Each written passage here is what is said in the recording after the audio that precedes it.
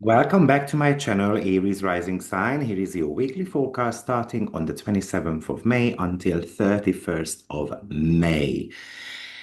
Well, Aries Rising Sign, we are stepping into an incredibly high stakes week. The last 5 days of the week is quite packed. For you, this week is all about a massive structural shift regarding your personal power, your money, and how you speak your truth. As an Aries rising sign, you are the pioneer of the zodiac, but lately you have likely felt like you have been running with an emergency brake on, and you have been trying to push forward, but maybe external responsibilities, family obligations, or sudden moments of self-doubt might have been slowing you down. And this week, that bottleneck should officially break. We have a story unfolding day by day that is going to force you to look at your resources, change the way you feed your mind, break through years-long personal insecurity, and finally lock a major long-term strategy into place.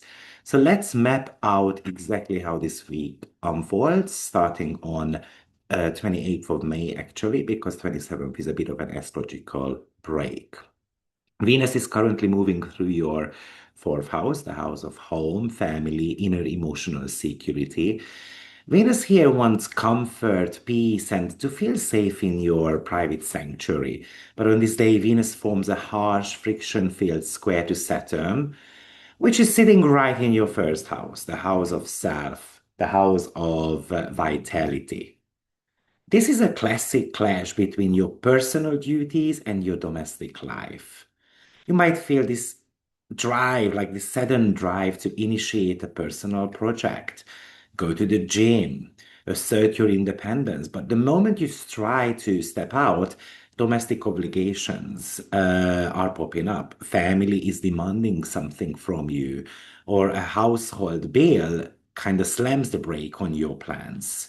So you might reach out to someone close to you for emotional comfort, only to be met maybe with a bit of harsh, busy type of response, for example, within your family. So Saturn is somehow trying to force you to grow up, to stand on your own 2 feet.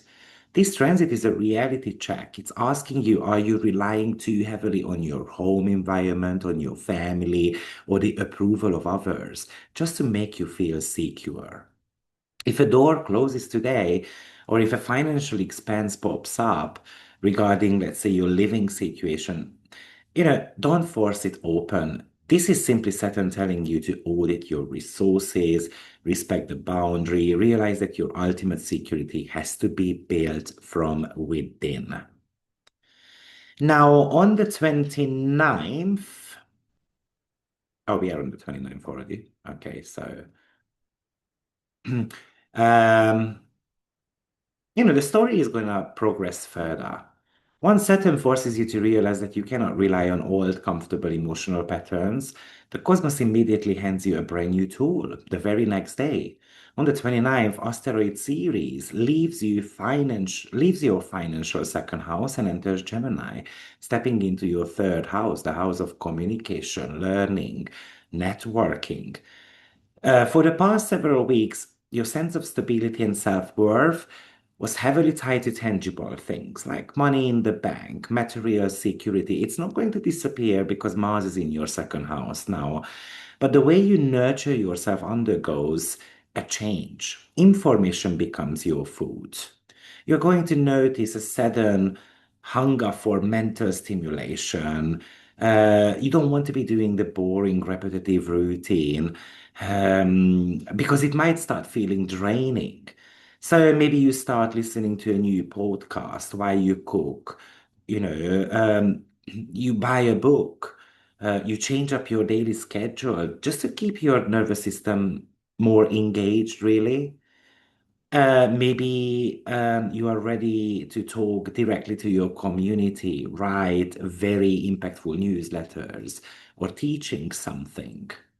Gemini energy can be sometimes scattered, so the warning here is to avoid that mental junk, really. So not getting into gossips and not necessarily getting into any type of like cheap information. Feed your mind with high quality knowledge, for example. Still on the 29th, um, we hit a massive collective and personal finish line. Chiron, the wounded healer, reaches the absolute final critical 29th degree of Aries, sitting right in your first house. Since 2018, Chiron has been in your sign, exposing every single wound you carry around, your right to exist, your visibility, and your personal power. Most likely, it has brought up fears of not being good enough, or times where you felt you had to overcompensate by being aggressively independent because you felt unprotected.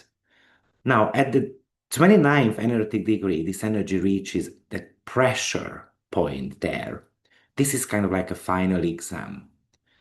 I think you are going to be presented with a situation that perfectly mimics the old hurtful moments. A moment where, someone tries to make you feel small, tries to belittle you, someone who disregards your achievements, your authority, kind of calling you as an imposter. 6 years ago, you might have reacted with defensive anger or, folded completely. But today, the medicine of Chiron is, okay, I'm going to stay calm. I know that people are just projecting their own insecurities onto me. So you are meant to be looking at these type of situations and realize you no longer need to wear this heavy armor or proving my worth to others. I simply own my space. I'm going to be stating my boundaries without apologizing. Now, Hera enters your sixth house this week. This is the 29th and the 30th. And Circe enters Leo. So hopefully with Chiron, you reclaimed your power. And then Hera enters Virgo in your sixth house. So maybe this is like you are no longer interested in vague promises or grand gestures. You just need to know, how does this partnership actually function on a daily level? This is perfect time to audit your contracts, clarify who handles what chores at home, optimize your business systems. Love and commitments are expressed through acts of service when Hera is in the sixth house. Then on May 30th, Circe enters Leo, and that's about magnetism and persuasion. So while it was hidden in your fourth house, your power was quiet, but now it steps into Leo, so your charisma is completely out in the air. If you are a content creator, for example, a teacher or an entrepreneur, this is your cue actually to step in front of the camera, dress the part, share your unique voice. People are naturally captivated or gonna become captivated by your confidence. This is about realizing that you have got the talent, you can uplift the mood of others, you can showcase a true premium product, for example, you can start giving birth to those. And then on the 31st, that's the grand finale of May, Mercury being out of bound, and it's making a sextile to Chiron. So Mercury out of bound in your third house is operating entirely outside the box. It's unrestricted. It doesn't care about logic, traditional logic anymore. But it makes that sextile to Chiron. And it's about you using your vulnerability to your own strength. It's about, I don't need the mental defense mechanism anymore. I can be unorthodox. I can express my radical ideas. I can talk about taboos if I want to. So Mercury is trying to dissolve that Chironian insecurity. The sun is also in your third house, and it makes a sextile to Pallas Athene in your first, and a trine to Juno as well, which is in your 11th house. So I think you're going to start seeing the bigger picture. You start spotting the pattern. I think you're going to become more competitive. You are ready to plan out the future. You are ready to make connections with others who might be actually supporting your work. You are ready to reach out to students, clients, key professional allies. You are ready to potentially sign the dotted line on a contractual agreement. So it's a massive green light for signing a contract, launching something, collaborating, solidifying your network. So, Mercury will leave Gemini and enters Cancer, which is going to be on your fourth house. So there was a lot of frantic mental energy, the beginning of the week, but it starts kind of calming down a little bit. You are no longer collecting data and mapping out business strategies, but maybe you are ending the week just processing how everything feels.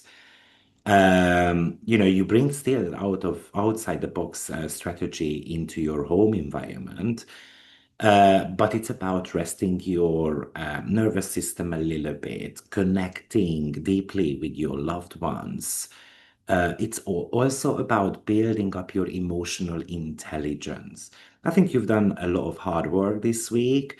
You faced the reality check, you fed your mind, you healed the old wound, you build strategies, and then now we're going to have to trust the plan and we're going to have to make sure that we are also well established internally as well. So thank you for watching. Make sure to share your breakthroughs in the comments below.